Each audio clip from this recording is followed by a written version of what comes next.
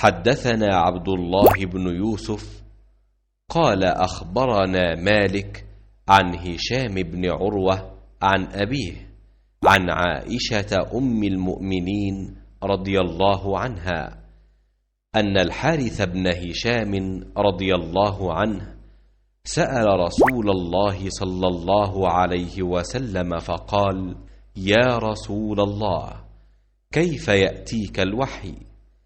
فقال رسول الله صلى الله عليه وسلم: أحيانا يأتيني مثل صلصلة الجرس وهو أشده علي فيفصم عني وقد وعيت عنه ما قال، وأحيانا يتمثل لي الملك رجلا فيكلمني فأعي ما يقول.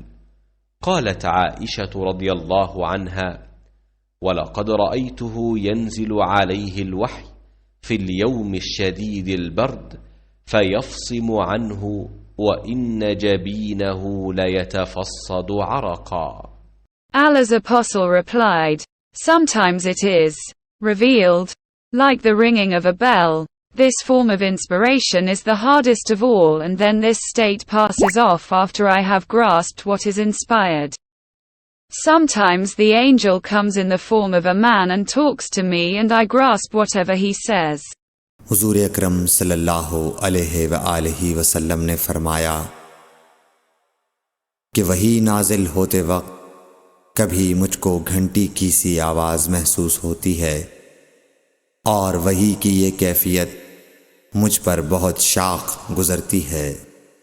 जब ये कैफियत ख़त्म होती है तो मेरे दिलो दिमाग पर उस फरिश्ते के ज़रिए नाजिल शुदा वही महफूज हो जाती है। और किसी वक्त ऐसा होता है कि फरिश्ता बशक्ल इंसान मेरे पास आता है और मुझसे कलाम करता है, बस मैं उसका कहा हुआ याद रख लेता हूँ। सही बुखारी हदीस नंबर 2।